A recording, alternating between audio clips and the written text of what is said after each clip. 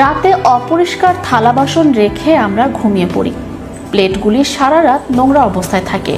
সকালে উঠে পরিষ্কার করব বলে অনেক সময় আমরা ফেলে রাখি। কিন্তু জানেন কি, আমরা যদি এই কাজগুলো থেকে বিরত না থাকি তাহলে আমাদের ঘর থেকে রহমত, বরকত এসব উঠে যাবে।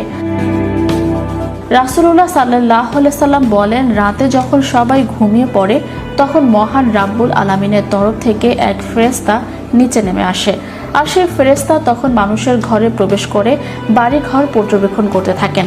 সম্পূর্ণ ঘর পর্যবেক্ষণ করে যখন সে চলে যায় তখন সে ওই বাড়ির সকল বাসিন্দাদের জন্য ওই দিনের সমস্ত রুটি রুজি ব্যবস্থা করে দিয়ে যান। কিন্তু যে সমস্ত ঘরে থালা বাসন নোংরা অবস্থায় থাকে, অর্থাৎ অপরিষ্কার থাকে, সেই সমস্ত ঘরে ফেরেশতারা প্রবেশ করেন না এবং সেই ফেরেশতা ফিরে চলে যায়। আর সেই কারণে ওই সমস্ত ঘরে রহমত, বরকত উধাও হয়ে যায়।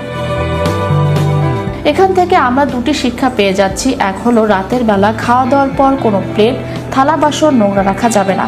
আর অন্যটি হলো, খাবারের অপচয় করা যাবে না। অর্থাৎ যে রিজিকের ফেরেশতা মহান আল্লাহ তাআলার কাছ থেকে আসেন, তিনি যদি ঘরে প্রবেশ না করেন তাহলে রহমত, বরকত ধীরে ধীরে উঠে যাবে।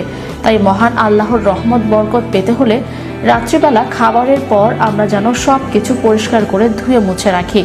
এটি যেমন স্বাস্থ্যকর, তেমনি মহান আল্লাহ রাব্বুল আলামিনের রহমত প্রাপ্তি লাভের অপূর্ব একটি নির্দেশনা। আর ইসলাম সেই শিক্ষাটাই আমাদের দিয়েছেন। নিশ্চয়ই মহান রাব্বুল আলামিন আমাদের সকলকে রহমত, বরকত দিয়ে পরিপূর্ণ করে দিবেন।